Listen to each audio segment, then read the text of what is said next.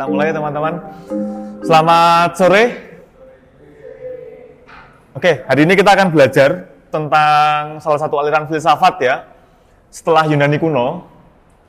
Dan ini aliran filsafat yang sampai sekarang itu nggak tahu kenapa selama 10 tahun belakangan, terutama setelah COVID ya, aliran filsafat yang satu ini itu populer banget teman-teman. Katanya aliran filsafat ini cocok untuk masa-masa yang di mana teman-teman itu banyak mengalami anxious, lalu mengalami insecure gitu ya, mengalami depresi. Nah itu adalah filsafat yang cocok untuk berhadapan dengan yang kayak gini. Nah, mumpung teman-teman katanya tadi sedang ujian gitu ya, lalu minggu depan masih ada kelanjutannya gitu kan. Nah, apa yang teman-teman rasakan ketika waktu menjelang ujian? Oke, silakan. Mungkin bisa di-sharingkan. Rasanya gimana menjelang ujian? Oke, deg-degan, materinya banyak, harus nyiapin seminggu sebelumnya ya. Repot. Tadi sudah ada perjamuan di sini ya. Kenapa kok harus ada perjamuan terakhir itu maksudnya apa? Ya, Perjamuan sebelum tersiksa kembali. Oke, tersiksa kembali. Jadi menurutmu apa yang akan kamu alami di minggu depan itu akan menyiksa gitu ya? Iya. Apa yang menyiksa? Kerjanya yang menyiksa. Oke, kerjaannya menyiksa ya. Oke, apa yang membuat kamu takut bahwa minggu depan itu akan menyiksa? Kenapa kok kamu takut tentang itu? Takut karena harus bertemu dengan orang yang kemungkinan itu nggak bisa diajak kerjasama. Itu Oke. takutan pertama. Yang kedua, kan kelompokku isinya cewek semua, takut Oke. jadi sendirian Oke. dan lain-lain gitu. Oke, tapi tugasnya sudah tahu ya? Oh, Belum ya? Oke, takut kalau tugasnya berat nggak? Tugasnya Sangat berat sudah takut ya? terbiasa. Oh, sudah terbiasa ya? Oke. Tapi sudah pasti bisa ditebak bahwa tugasnya akan berat gitu ya? Siap menyiksa hidup. Oh, oke, baik. Oke, teman-teman yang kelas 11, gimana? Rasanya gimana minggu-minggu ini? Ayo, siapa yang mau menjawab? Silakan. Silakan, mungkin yang depan sini. Ayo, Mas.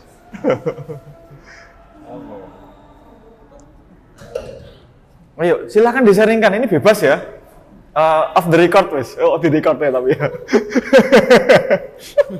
Oke. Gimana ya?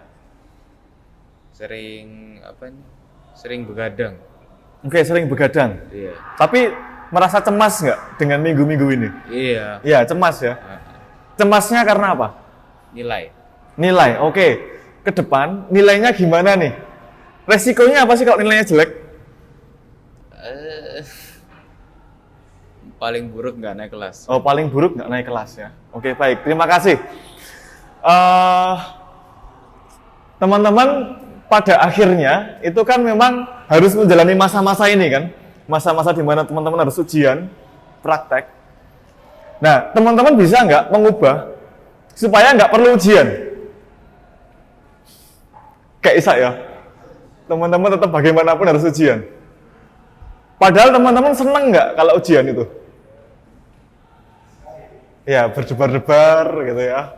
Takut, cemas, tapi nggak bisa diubah ya, bahwa teman-teman harus ujian. Oke, nah berhadapan dengan yang kayak gini, nanti Stoa akan bicara banyak teman-teman. Kita berhadapan dengan situasi di mana kita sering berjumpa dengan keadaan-keadaan yang tidak kita maui kan, tidak kita inginkan, tapi harus dihadapi, ya kan? Karena kalau teman-teman nggak menghadapi, kalau nggak ujian apa yang terjadi? Kalau teman-teman nggak ikut ujian misalnya, malah nggak lulus gitu ya, malah semakin buruk kemungkinannya. Oleh karena itu, bagaimanapun ujian ini adalah teman-teman sesuatu yang harus teman-teman hadapi, nggak bisa dihindari, dan pada akhirnya harus teman-teman terima nantinya ya. Nah, Stoa akan bicara banyak soal itu teman-teman. Mari kita lihat satu persatu. Ini gambarnya ya. Nanti saya akan bikin pertama-tamanya quote-quote dulu teman-teman. Quote-quote dari para Stoik.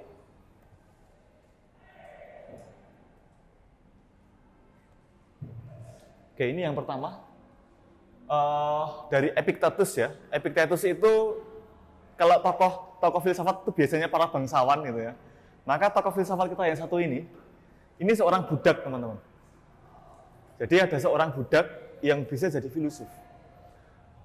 Dia mengatakan begini, it's not what happens to you,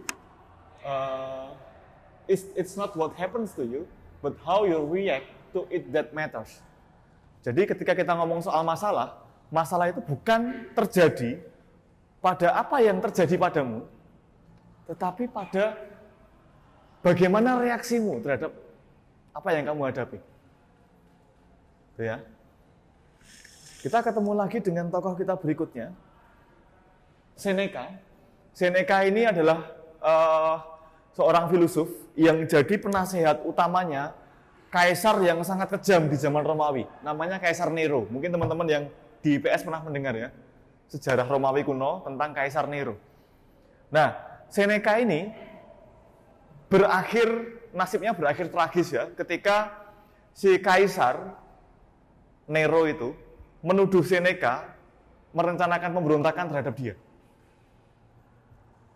Kemudian daripada bikin polemik dan konflik, dia memilih untuk bunuh diri. Gitu ya, itu yang terjadi pada Seneca. Salah satu hal yang menjadi quote-nya dia, kalau kamu sebelum tidur gitu ya, apa yang kamu lakukan? Pernah nggak kamu bertanya seperti ini? Seharian ini kamu ngapain aja?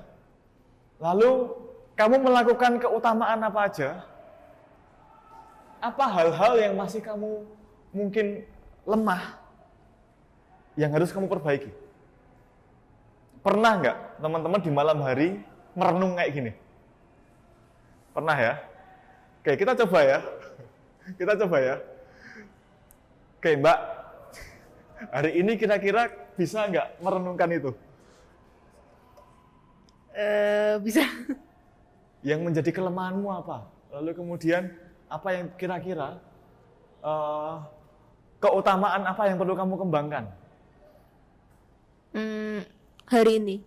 Ya, hari ini misalkan. Mungkin kalau misalnya kelemahan mungkin kayak kurang percaya diri gitu. Kalau gimana? Bingung ya? Bingung nih. Oke, mungkin ketika ujian wes, apa yang lemah dalam ujianmu? Berhadapan dengan ujian. Kalau misalnya belajar itu gampang ke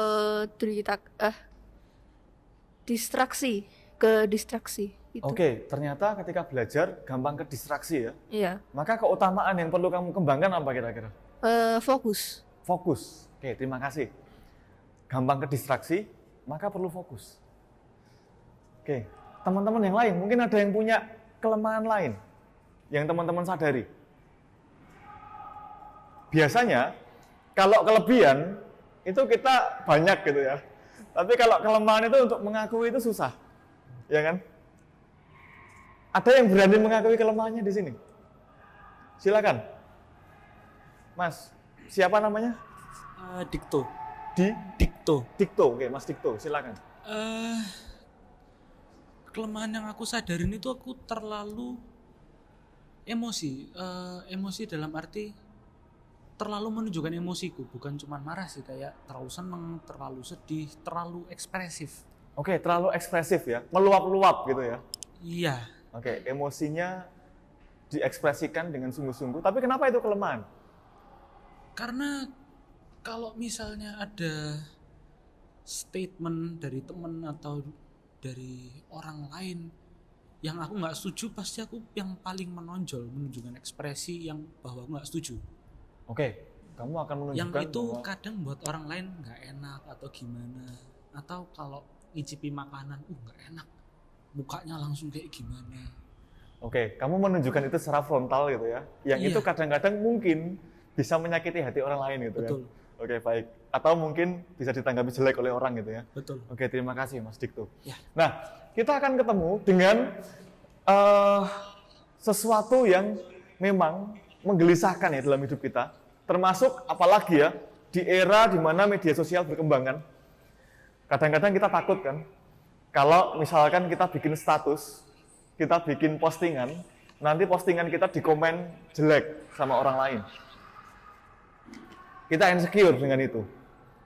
Kadang-kadang kita bikin postingan, atau kita melihat postingan orang lain, isinya hate speech. Sesuatu yang buruk dikatakan, entah tentang kamu, entah tentang orang-orang di sekitarmu. Nah, itu adalah kegelisahan-kegelisahan yang dihadapi di masa ini ya, yang membuat orang semakin butuh sesuatu yang bisa katakanlah mengobati ini ya. Nah, maka stoicisme bisa dikatakan ya semacam filsafat yang fungsinya untuk healing. Harusnya untuk teman-teman yang habis ujian ini cocok ya, harusnya loh ya. Harusnya. Tapi nggak tahu kalau nanti malah tambah bikin stres, saya nggak tahu. Nanti kita lihat satu persatu. Oke, tokoh berikutnya ini adalah Marcus Aurelius. Dari 3 tokoh ini, 3-tiganya terkenal, tapi biasanya yang paling terkenal untuk sering disebut sebagai contoh itu adalah Marcus Aurelius ini. Dia mengatakan bahwa kebahagiaan dalam hidupmu itu akan sangat tergantung dengan pikiran-pikiranmu ya. Kualitas dari pikiranmu. Maka kalau kamu mau bahagia, mari kita olah mulai dari pikiran. Mari kita pikirkan sesuatu yang nanti bisa membuatku mencapai kebahagiaan. Nah, 3 tokoh kita ini sebenarnya tokoh-tokoh yang nasibnya nggak begitu baik, gitu ya. Tadi kita tahu ya, pertama tadi ada Epictetus, si budak, sudah budak, cacat lagi, budak yang pincang, gitu ya. Dan menurut legenda ya, kisah pincangnya si Epictetus itu, saya pernah cerita juga ya, itu karena kakinya diinjak oleh tuannya sampai patah ketika tuannya sedang marah. Dan ketika itu dia hanya mengatakan bahwa ya sudah kakiku patah, mau apa lagi begitu ya.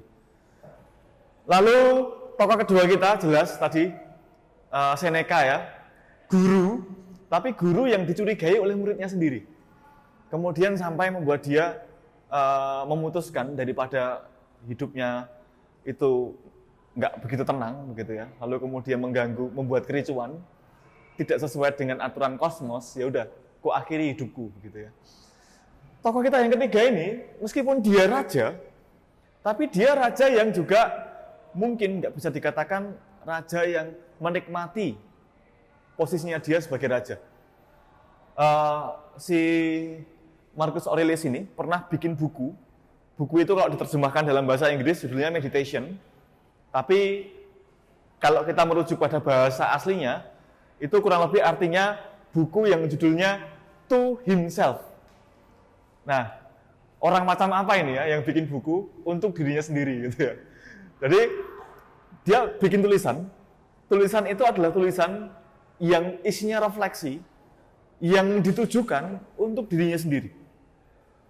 Nah, kalau teman-teman mungkin pernah mendengar ada orang yang bikin buku harian. Di sini masih ada yang nulis buku harian? Nggak ada sama sekali ya. Jadi kalau dulu di tahun 90-an gitu ya, itu pernah populer gitu ya, tradisi untuk menulis buku harian. Nanti ada film-film terkenal seperti Catatan Si Boy gitu ya. Lalu film-film yang berisi tentang bagaimana orang-orang menulis buku harian. Tapi buku hariannya pada waktu tahun 90-an itu rata-rata ceritanya ya cita-cita asmara gitu ya. Tentang cinta-cintaan. Tapi Marcus Aurelius enggak. Dia bikin buku, nulis tiap hari. Jadi gambarnya begini. Dia itu sering berangkat perang. Di tengah perang itu, dia sering melihat bahwa prajurit-prajuritnya itu meninggal. Beberapa orang terdekatnya juga meninggal. Kadang-kadang ketika perang atau ketika berhadapan dengan situasi ini ya, itu juga dia harus membantai orang-orang. Nah, malam setelah perang usai, si Marcus Aurelius ini senantiasa menghabiskan waktunya untuk masuk ke tenda gitu ya. Lalu kemudian nulis catatan tentang apa yang dia hadapi hari itu gitu ya. Kegelisahannya apa? Lalu kemudian bagaimana dia mencoba untuk mempraktikkan melatih dirinya ya dengan praktik-praktik hidup yang baik ala stoicisme. Dan di bukunya sendiri dia juga mengakui bahwa dia sering gagal. Salah satunya gagal menahan emosi tadi, gitu ya. Gagal untuk menahan amarah. Kadang-kadang juga gagal karena merasa bahwa ada hal yang belum bisa dia antisipasi. Yang perlu teman-teman ketahui, si Marcus Aurelius ini sangat legendaris, dikenal sebagai salah satu pemimpin Roma yang terbaik. Kenapa? Karena praktik hidupnya. Sebagai seorang raja, dia itu seorang raja yang katanya ya, ceritanya nih ya, sangat jarang berfoya-foya. Hidupnya sangat sederhana. Padahal dia kalau mau ya, dia bisa beli tuh barang-barang brand zaman dulu gitu ya, zaman Romawi kuno. Saya nggak tahu sudah ada apa namanya Louis Vuitton atau belum zaman dulu ya. Tapi katakanlah kalau dia mau nih, dia bisa beli apapun yang dia bisa beli. Tapi dia memilih enggak. Kalau makan dan minum, dia jarang untuk makan makanan yang sangat mewah. Makanannya berkeutamaan, teman-teman. Sederhana. Lalu juga dia sebagai raja, dikenal sebagai raja yang sangat bertanggung jawab. Dibuktikan dengan betapa dia pada waktu terjadi pandemi, jadi pada waktu dia memimpin, ini mungkin nasib sialnya dia ya. Terjadi pandemi seperti pada masa kita ini ya. Nah, dia juga dengan sangat bertanggung jawab membagikan hartanya istana untuk orang-orang yang kesulitan karena pandemi ini. Nah, itu hal-hal yang dia lakukan. Dan dengan hal-hal yang dia lakukan itu pun, dia masih merasa gagal, teman-teman. Ya, itu bagaimana praktik hidupnya seorang Marcus Aurelius yang sangat terkenal. Jadi, yang membuat stoicisme terkenal itu bukan hanya karena dia itu teori filsafat yang relate, ya, tetapi juga karena terbukti menghasilkan praktik hidup yang keren, gitu ya, yang itu diwakili oleh si Marcus Aurelius ini. Oke, ini beberapa hal yang menjadi concern utamanya stoicisme, teman-teman. Kalau teman-teman sering merasa anxious tadi ya, insecure, depresi, apalagi patah hati mungkin. Ada yang pernah patah hati? Ada yang pernah patah hati? Belum ya? Oke, pernah ya? Cemas karena takut ditolak misalkan. Patah hati juga ya itu ya.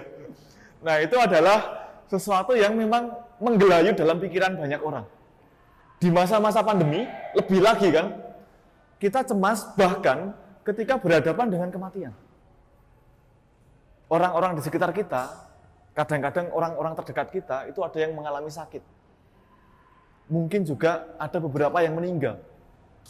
Kita merasakan bagaimana kita harus berhadapan langsung dengan kematian. Nah, masa-masa ini adalah masa-masa yang memang nggak mudah untuk dihadapi, tetapi para stoik itu punya beberapa tips gitu ya untuk menghadapi ini. Oke, salah satu hal yang sering dikarikaturkan ini teman-teman. Kalau kamu berhadapan dengan omongan orang gitu ya, itu kan salah satu sumber rasa cemas terbesar kita ya. Nanti kalau dia ngomong gini gimana? Nanti kalau nilaiku jelek, lalu orang tuaku tiba-tiba marah-marah gimana gitu kan. Kalau misalkan nanti aku nembak kamu gitu ya, nembak dia, ditolak gimana? Nah, itu soal-soal yang kita hadapi. Nah, maka karikaturnya seperti ini ya. Para stoik akan mengatakan, ya udah kamu jangan terlalu peduli pada apa yang orang pikirkan, pada apa yang orang katakan. Kenapa? Karena itu adalah sesuatu yang bisa kamu kendalikan. Oke, teman-teman mungkin pernah mengalami ya. Kalau kamu itu orang kaya, orang-orang akan membicarakan kamu dengan cara yang sirik. Kalau kamu itu orang miskin, orang-orang tetap akan membicarakan kamu dengan cara-cara yang sinis karena kemiskinanmu. Jadi mau jadi seperti apapun kamu akan senantiasa jadi bahan pergunjingan ya. maka itu nggak bisa kamu kendalikan. Let it be ya, biarkan apa kata orang. Nggak usah terlalu dipikirkan, karena itu nggak bisa kamu kendalikan.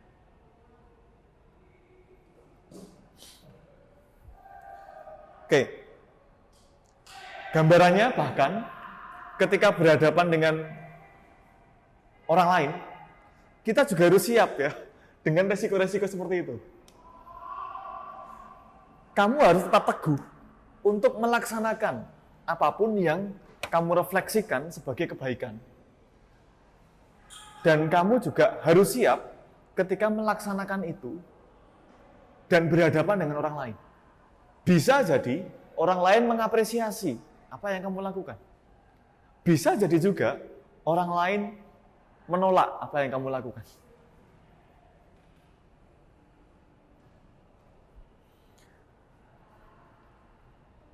Oke, gambaran ekstrimnya seperti ini teman-teman. Para stoik itu digambarkan seperti orang-orang yang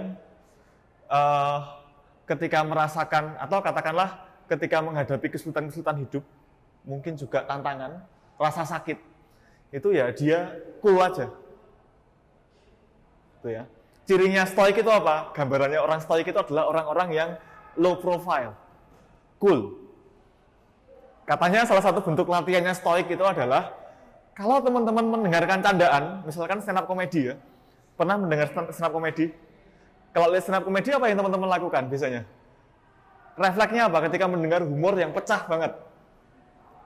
Ketawa ya, ketawa terbahak-bahak.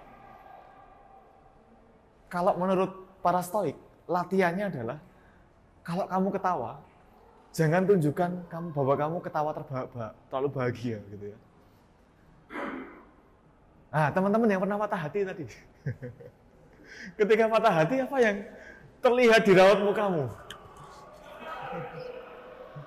Gimana? Yang terlihat di Ketika patah hati itu apa yang terlihat di raut wajahmu? kosong, nggak apa ya? Tatapan jadi kosong. Oke. Ngelakuin apa-apa jadi serba males, serba ngapain sih ngelakuin gini, ngapain sih ngelakuin gitu, nggak usah lah, mending tidur, Oke. mending apa. Rasanya semangat hidupnya runtuh gitu ya. Iya, Lalu kemudian itu membuat aku larut dalam kesedihan dan malas ngapa-ngapain. betul. Nah, menurut para stoik, berhadapan dengan masa yang seperti itu, itulah tantangan utamanya ya. Bagaimana kita menghadapi itu dengan tidak berlebihan. Nah, salah satu latihan-latihannya stoik itu. Kalau kita berhadapan dengan sesuatu, nggak usah lebay.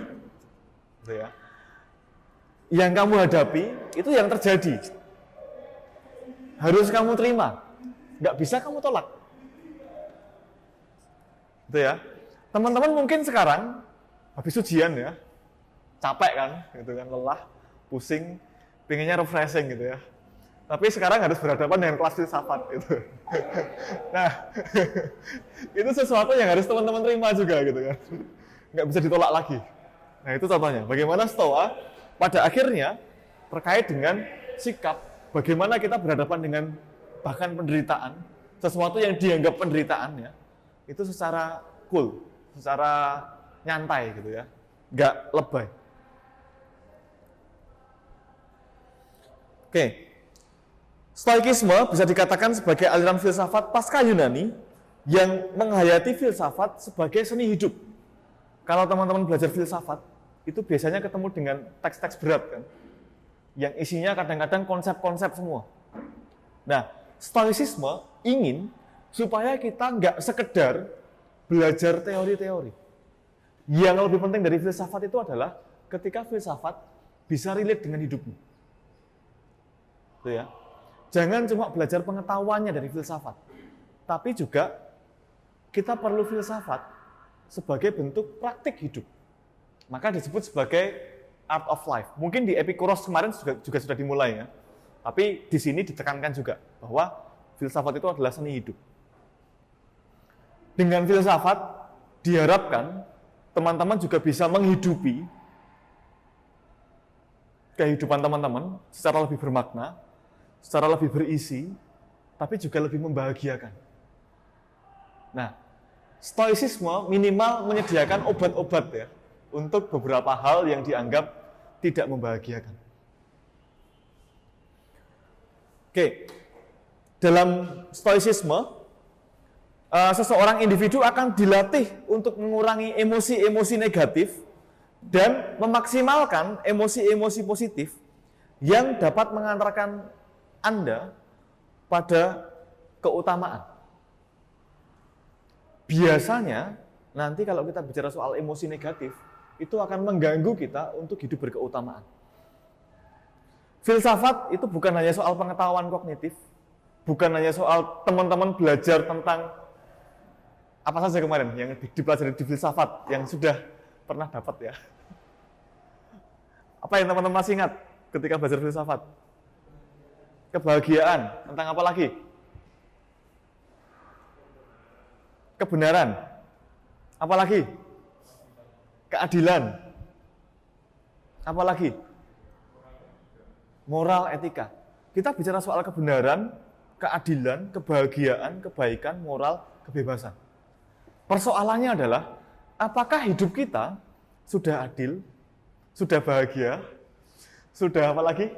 Benar, gitu ya, menghidupi kebenaran, sudah apa lagi? Tadi bebas atau belum? Nah, bagi stoicisme, yang penting dari filsafat itu bukan hanya teori-teorinya, gitu ya, tetapi praktiknya. Dalam hidupmu, apa yang kamu lakukan?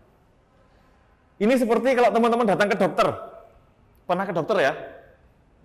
Ya. Teman-teman pengennya datang ke dokter yang omongnya banyak, atau datang ke dokter yang menyembuhkan?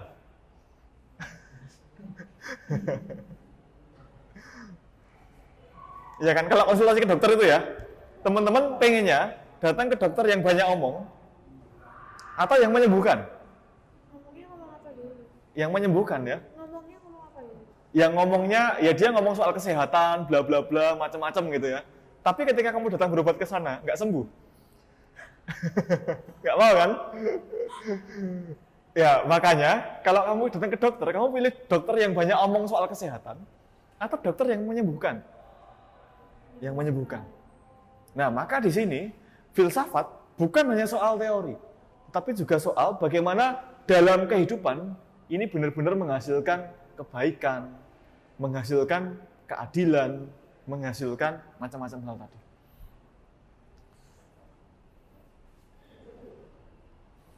Oke, nanti pusat dari filsafatnya si para tokoh stoik itu juga dari rasio, akal sehat. Tetapi para stoik itu punya pandangan yang beda tentang akal sehat kalau dibandingkan dengan Platon dan Aristoteles. Kalau Platon itu akal sehat digambarkan sebagai kepala yang mengendalikan badan gitu ya, atau sais yang mengendalikan kuda kemarin ya, dua kuda itu, kuda hitam dan kuda putih. Kalau Aristoteles menggambarkan bahwa rasio kita itu adalah pembimbing menuju prudensia, begitu ya, pembimbing menuju kebijaksanaan. Maka menurut para stoik, rasio itu adalah sesuatu yang terkoneksi dengan logos universal. Nah, ini susah menjelaskannya ya. Apa ya logos universal ya? Jadi begini gambarannya. Dunia kita itu kan bergerak dalam keteraturan-keteraturan kan. Siang malam teratur. Nah, keteraturan itu oleh orang-orang Yunani kuno disebut sebagai kosmos. Bukan merek ini ya, tempat beras ya, atau bukan merek apa namanya, rice cooker ya. Nah, kosmos itu adalah keteraturan teman-teman. Nah, rasio akal kita itu adalah sesuatu yang mencoba untuk menangkap dan menjadi satu dengan keteraturan-keteraturan itu. Kalau dunia itu isinya adalah sesuatu yang teratur, ada siang malam, ada musim penghujan, musim kemarau, kemudian ada gaya gravitasi yang membuat makanan ini, kalau saya lempar ke atas pasti turun gitu ya. Nah, itu memberikan gambaran bahwa dalam alam itu ada unsur logosnya. Logos itu sesuatu yang membentuk alam, sehingga menjadi sedemikian rupa. Nanti kalau dalam Kristianitas, kalau teman-teman ketemu dengan Pak Kristo nanti ya, itu akan lebih gampang untuk dijelaskan ya, karena di sana sudah diasumsikan keberadaan Tuhan.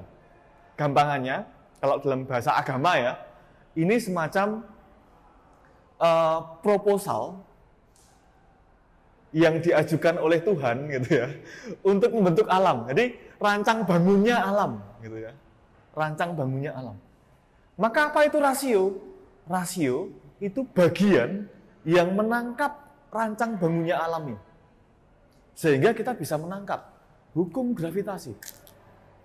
Kita bisa menangkap bagaimana iklim berubah.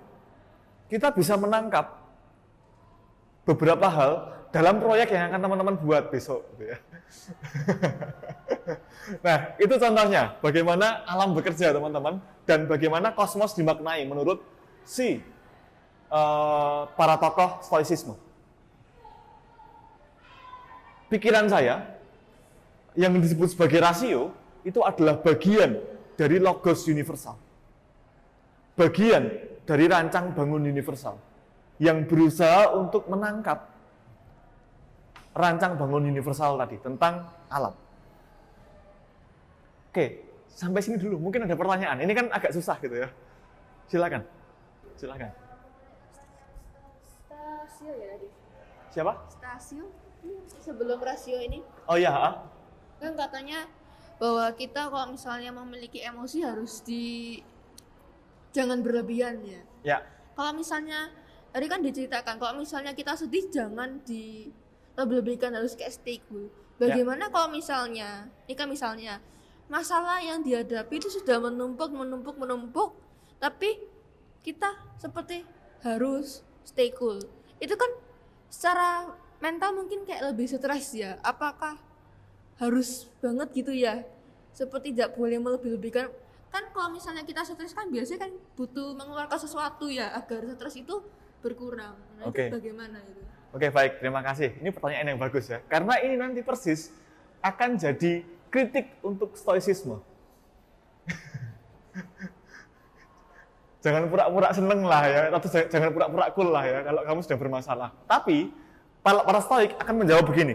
Kadang-kadang yang jadi masalah itu bukan masalahnya, tetapi overthinking atas masalahnya.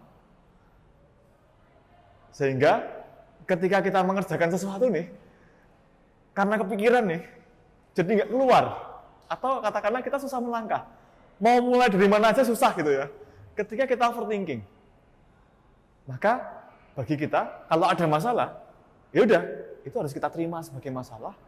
Dan kita cari apa solusi terbaiknya, tanpa harus berlebihan untuk meluapkan emosi-emosi yang nggak perlu. Bagi para stoik, emosi-emosi itu bisa jadi nanti hanya akan menjadi emosi yang menghabiskan energimu. Tuh ya, waduh, aku stres nih. Besok mau ujian praktek ya, atau bikin proyek gitu ya. Maka daripada saya stres atau ujian gitu ya, mending main game untuk hiburan sebentar lah ya. 5 menit aja gitu kan main game. Tahu-tahu udah 1 jam, 2 jam gitu kan. Itu yang bisa terjadi kan. Nah, itu contohnya bagaimana kita harus bisa mengelola emosi dengan baik supaya kita bisa menempatkan sesuatu itu sesuai dengan halnya. Itu ya. Kadang-kadang kalau kita patah hati gitu ya, yang punya pengalaman patah hati mungkin tahu ya, rasanya sakit banget gitu ya. Tapi ada saatnya kan kita pada akhirnya bisa menerima bahwa itulah yang terjadi. Itu ya. Apa yang terjadi itu ya sesuatu yang memang terjadi. Kalau kita mau nolak, bisa nggak kita nolak apa yang terjadi? Nggak bisa ya. Nah, kalau kita nggak bisa menolak apa yang terjadi, ya udah. Kita terima aja bahwa yang terjadi itu terjadi. Nah, itu gambarannya seperti itulah ya. Tapi nanti benar bahwa dalam stoicisme itu masalah memang. Kalau kita ngomong soal andaian-andaian tentang hal-hal yang sangat menggelisahkan ya. Misal dalam konteks ada pembantaian massal misalnya. Bisa nggak kita menjadi seperti stoik gitu ya? Nah itu jadi masalah nanti. Gitu ya. Tapi bahwa kalau kita bisa menghindari itu, ya ayo kita coba mulai dulu dengan mengelola emosi-emosi negatif. Gitu ya. Nanti masih ada beberapa hal yang jadi tips ya untuk berikutnya. Terima kasih atas diskusinya. Teman-teman yang lain, mungkin tentang filsafat. Kan sudah lama nih beberapa ikut ekstra filsafat gitu ya. Kalau belum ada saya lanjutkan dulu ya teman-teman ya, sebelum waktunya habis. Oke, menurut para stoik, maka yang disebut sebagai rasio dengan demikian meliputi beberapa hal ini. Panca indera kita, bahkan hasrat kita, itu pun bagian dari rasio. Karena dia bergerak dengan prinsip universal, dengan prinsip kosmos. Maka, kalau yang terjadi adalah saya itu nggak bisa mengendalikan hasratku, bukan berarti saya nggak rasional. Tetapi di situ ada pergulatan rasio. Itu ya. Antaranya rasio untuk mengikuti hasrat dengan rasio untuk mengendalikan hasrat dan mencapai sesuatu yang lebih bernilai misalkan. Pergulatan di situ. Nah, kalau orang mengedepankan emosi, seringkali itu menjadi kelemahan gitu ya bagi rasio untuk nanti memutuskan yang keliru. Kalau teman-teman misalkan ya suatu saat cemburu gitu ya karena kata-kata orang atau iri karena kata-kata orang, seringkali tindakannya nggak pas. Kalau Anda emosi gara-gara sesuatu ya, Anda melihat bahwa teman Anda itu katanya dianiaya oleh orang lain. Anda emosi, lalu kemudian datang dan main pukul. Nah, kadang-kadang itu keputusan yang keliru ketika Anda katakanlah tahu ternyata yang salah itu teman Anda. Ya, atau Anda cuma dimanfaatkan supaya orang itu dipukuli. Nah, kadang-kadang kayak gitu. Nah, emosi itu kadang-kadang bisa membuat kita memutuskan dengan keliru. Oke, rasio kita itu adalah bagian kecil dari rangkaian alam semesta yang maha luas. Maka dari itu, apa yang kita ketahui itu bukan sesuatu yang seluruhnya bisa kita ketahui ya. Kita cuma mengetahui hal kecil saja dari seluruh realitas. Kita cuma mengenali sedikit saja dari keseluruhan. Gitu ya. Oke, untuk melatih rasio kita, membuat kita mencapai keputusan yang tepat, nanti ada yang disebut sebagai askesis. Kalau kemarin pada waktu ketemu dengan Aristoteles, kita ketemu dengan keutamaan-keutamaan gitu ya. Nah, keutamaan itu titik pentingnya ada di sini teman-teman. Bagaimana kita melatihkannya.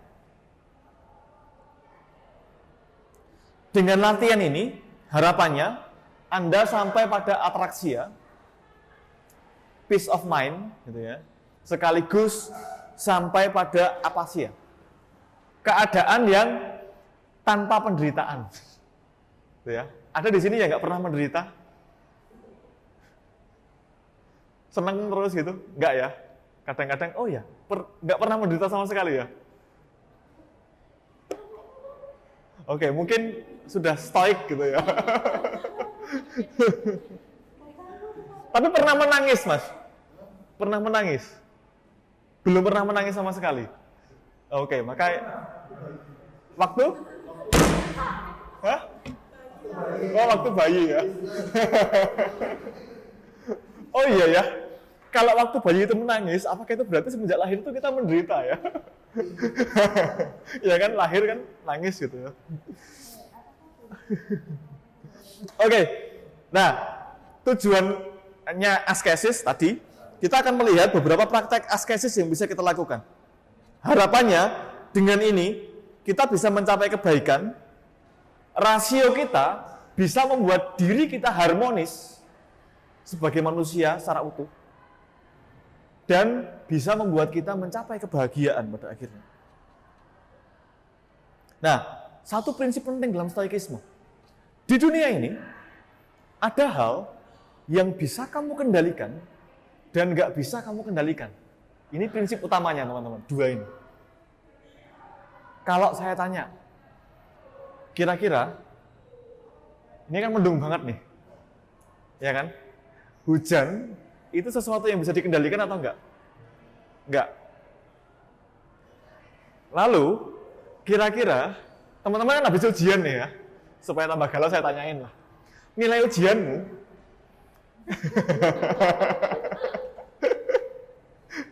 itu sesuatu yang bisa kamu kendalikan enggak? Bisa tapi ya Oke, katakanlah ini udah ujian nih, udah selesai, kamu kumpulkan hasilnya. Nilai ujianmu bisa kamu kendalikan nggak? Nggak bisa ya? Nggak bisa. Meskipun kamu merasa kadang-kadang ya bisa mengerjakan ujiannya gitu ya. Loh, saya bisa kok dapat jelek gitu kan. Nah, itu kadang-kadang terjadi seperti itu. Artinya, itu adalah sesuatu yang nggak bisa kamu kendalikan. Kalau ini, suatu saat nanti kamu dapat jabatan menjadi seorang direktur di perusahaan, CEO misalnya. Amin, amin gitu kan. Itu sesuatu yang bisa dikendalikan atau enggak? Atau jangan-jangan seperti Seneca ya, atau Epictetus.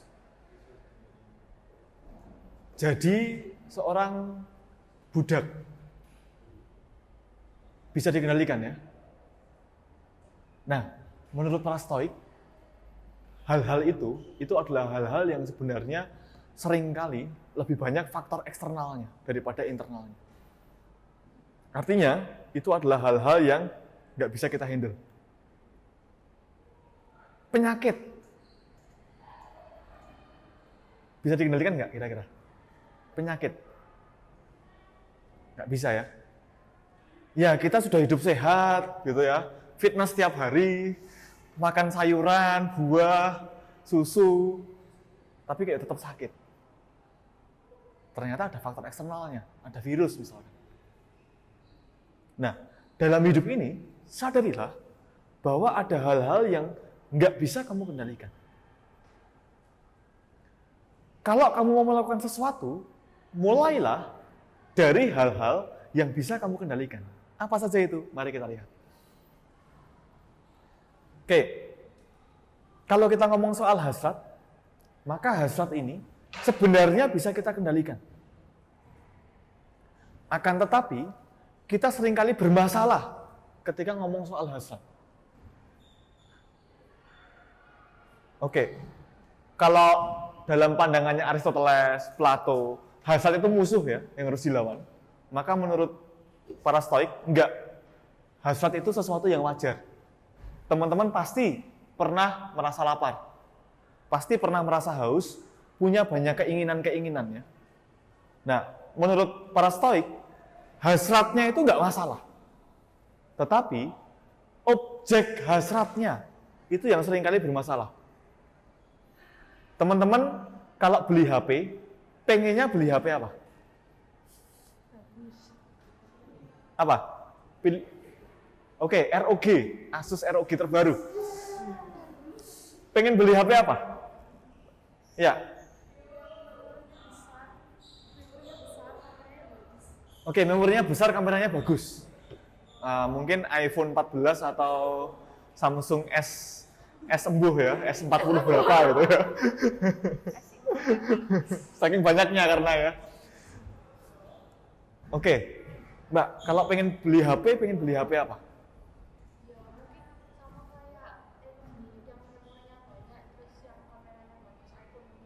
Oke, iPhone mungkin. Nah, bagi para Stoik ini ya, kadang-kadang yang bermasalah itu bukan hasratnya, bahwa benar kita perlu komunikasi kan, kita perlu untuk berinteraksi dengan alat komunikasi juga. Tetapi persoalannya seringkali kita terjebak pada objek hasrat yang sebenarnya tidak relate dengan apa yang kita butuhkan. Itu ya. Kita butuh makan, ya. Tapi kalau makan, kenapa kok pengennya makan itu harus wagyu? Atau harus Pizza Hut dengan topping tertentu, misalkan.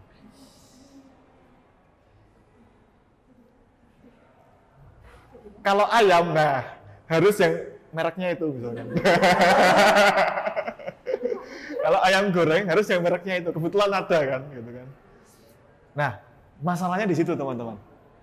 Kadang-kadang yang bikin problem itu bukan hasrat kita, tapi bagaimana objek hasrat itu tidak bisa kita kendalikan. Dan kadang-kadang objek hasrat itu diam-diam manipulatif. Membuat kamu pengen ini, pengen itu, tetapi sebenarnya itu nggak relate dengan hidupmu. Itu ya. Nah, bagi para stoik, mereka mempromosikan simple life, as simple as you can, gitu ya. Kalau kamu cukup dengan makanan yang sederhana, segala bentuk kemewahan nggak perlu kamu kejar. Kalau kamu bisa pakai pakaian biasa, ya udah pakai pakaian biasa aja. Kalau kamu bisa pakai HP yang biasa aja, pakai HP yang biasa aja. Nggak usah pakai yang sangat mewah, yang speknya tinggi, yang kadang-kadang kamu nggak tahu itu buat apa, gitu ya. Oke, contohnya seperti itu. Gambarannya, hidup itu sesimpel mungkin kalau bisa. Dan itu dipraktikkan betul oleh Marcus Aurelius, teman-teman. Kalau dia mau memuaskan hasrat seksualnya sebagai seorang raja, dia bisa mencari banyak selir. Tapi dia enggak. Gitu ya. Kalau dia mau, dia bisa makan seenak apapun. Tapi dia enggak. Nah, itu contoh-contohnya ya. Bagaimana hal ini sesuatu yang enggak mudah karena harus dilatih nanti. Oke. Apa akibatnya kalau kita mengikuti emosi-emosi hasrat itu ya, yang didasarkan pada fantasi-fantasi kita? Akibatnya adalah cara berpikir kita seringkali error.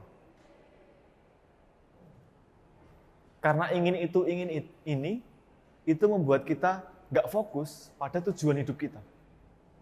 Pada apa yang sungguh-sungguh kita maui dalam hidup kita. Fokus pada objek-objek yang nggak penting sebenarnya. Ya. Yang sekarang ini tambah susah ya, ketika kalau saya buka YouTube nih, di sana ada banyak review-review kan. Itu tambah bikin pengen lagi dan menghabiskan lebih banyak waktu ya untuk menginginkan sesuatu. iPhone 14, nanti ada David Gadgetin gitu ya, ngomong soal iPhone 14. Lalu ada Putu Reza dan kawan-kawan gitu ya, yang ngomong soal itu. Ketika kita melihat mobil, itu nanti ada review dari banyak YouTuber mobil gitu ya, yang membuat kita jadi tambah pengen lagi. Nah, itu menghabiskan banyak energi yang tidak perlu menurut para stoik. Oke. Yang merisaukan manusia bukanlah hal itu sendiri, tetapi penilaian kita atas hal itu. Maka yang menggelisahkan bagi manusia itu bukan kok sesuatunya, halnya, tetapi penilaian kita. Patah hati tadi. Yang merisaukan kita, itu bukan patah hatinya. Tetapi cara kita menilai patah hati itu. Duh, patah hati itu kok sakit. Sakit banget. Sakitnya di sini. Tambah sakit lagi. Itu ya. Makanan ini, kok rasanya nggak enak ya? Menurut para stoik yang ekstrim ya, sebenarnya itu hanya perasaanmu saja, penilaianmu saja bahwa makanan itu nggak enak. Kadang-kadang bagi orang lain, apa yang nggak enak bagimu, bisa enak banget loh. Ya. Itu sesuatu yang berangkat dari penilaianmu. Masalah munculnya dari penilaian ini. Ketemu dengan orang yang beda agama. Ya kan? Sebenarnya nggak apa-apa orangnya, baik-baik saja, tapi karena perasaan-perasaanmu yang nggak perlu itu, dan penilaian-penilaianmu, ketika lihat orang berhijab, kemudian bercadar apalagi ya, kemudian penuh dengan pikiran buruk, nah itu yang menjadi masalah.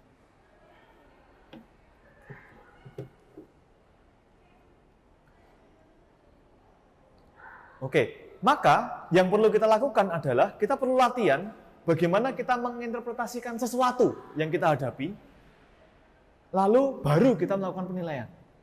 Ambil jarak dulu, kita fokus pada halnya dulu. Kalau ada iPhone 14, jangan buru-buru pengen beli dulu, karena orang banyak yang pengen beli, tetapi cari tahu dulu, iPhone 14 itu apa? Bedanya apa dengan iPhone 9, 10, 11, 12, 13 misalnya. Lalu selisihnya berapa banyak? Worth it enggak untuk saya pakai? Apa relevansinya saya harus beli itu? Enggak pakai HP yang lama misalkan. Nah, itu hal-hal yang perlu dilatihkan ya ketika kita berhadapan dengan sesuatu.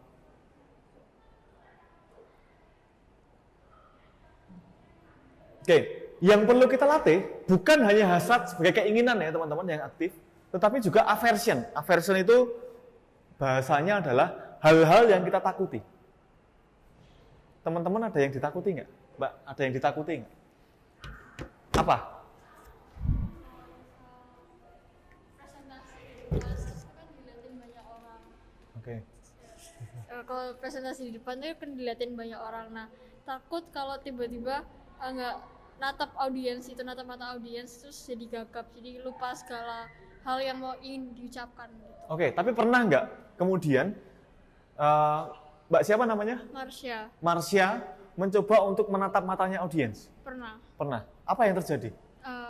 Pertama gagap, tapi lama-kelamaan jadi kebiasaan coba itu, akhirnya lega. Setelah presentasi malah pengen coba untuk lagi. Oke.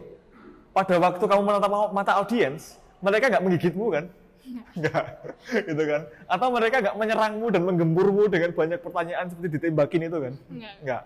Artinya, kadang-kadang sesuatu yang kita takuti pun berasalnya dari perasaan-perasaan tadi. Penilaian kita atas sesuatu yang belum tentu itu sesuai dengan halnya. Itu ya. Maka kita perlu untuk melatih gimana caranya supaya kita bijak dalam melihat ini. Oke, dari sini ada pertanyaan dulu mungkin. Diskusi. Silakan. Kayak teman saya itu takut sama haji karena pernah digigit. Oke. Nah, kalau gitu apakah juga termasuk? Nah, itu membuat dia kan jadi nggak tepat kan ketika bersikap berhadapan dengan anjing golden retriever yang sangat jinak misalkan. Tapi itu memang perlu disadari dulu ya, bahwa mungkin dulu pengalaman-pengalaman masa lampaunya akan membuat dia trauma. Tapi kemudian kalau dia trauma terus-menerus, itu jadi perasaan yang menurut para stoik perlu untuk dikenali dulu. Bahkan nanti salah satu praktik untuk menghadapi hasad dan menghadapi ketakutan itu, salah satunya adalah dengan melawan.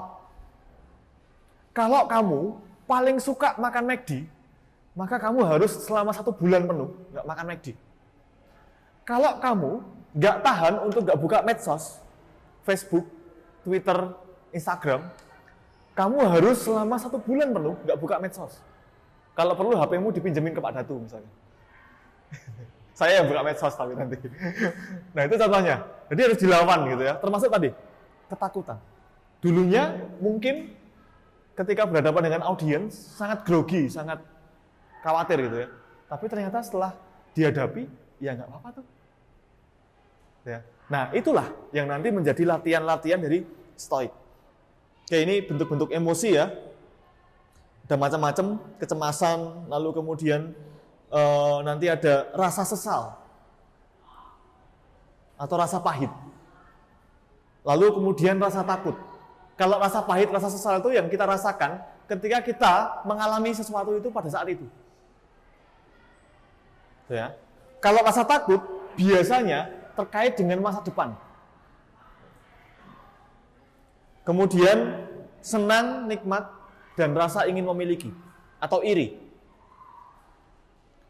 Oke, nafsu atau emosi-emosi yang negatif tadi itu menurut para Stoik ya, adalah gerak jiwa yang berlebihan, tidak rasional, dan terbentuk karena opini.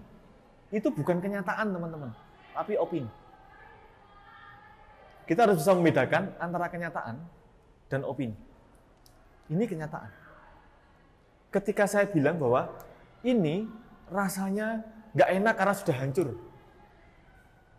Opini. Gitu ya. Saya sedang presentasi di depan. Kenyataan ya. Lalu kemudian audiens tampak begitu menakutkan bagi saya. Opini. Nah, seringkali sesuatu yang bergejolak di jiwa kita itu, yang bikin susah itu, berangkatnya bukan dari kenyataannya, tapi dari opini kita atas itu. Itu ya. Nah, itu juga relevan kalau teman-teman ketemu dengan mata pelajaran yang nggak teman-teman sukai kan. Sudah malas duluan, sehingga memang benar-benar ketika pelajaran, nah, belas nggak masuk sama sekali gitu ya. Itu karena dulunya opini, tapi kemudian mengganggu logosmu, mengganggu cara kamu untuk menangkap realitas. Oke, waktu kita sudah 1 jam, gitu ya, nggak terasa. Maka untuk presentasinya kita sudahi. Silakan bagi teman-teman yang masih ingin melanjutkan dengan diskusi, ngobrol, bisa langsung disampaikan terkait dengan stoicisme. Jadi kurang lebih intinya ini terkait dengan filsafat hidup, gitu ya. Filsafat bukan sekedar untuk membuat kita berpengetahuan, tetapi juga bisa jadi bekal untuk kehidupan. Dalam hal ini bisa membuat kita bisa menilai hal-hal dengan tepat, sehingga nanti praktik hidup kita pun nggak berangkat dari sesuatu yang mengganggu kita. Misalkan tadi ada kecemasan, ada ketakutan dan lain-lain, hasrat yang berlebihan, gitu ya.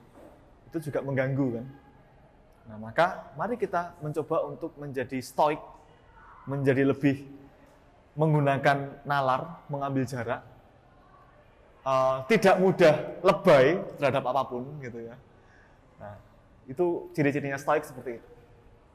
Seneca yang ditendang kakinya itu hanya berkata dengan dingin ya, tuh kan Tuhan, kaki saya patah beneran gitu kan. Itu karena gambaran tentang praktik stoik itu seperti itu gitu ya.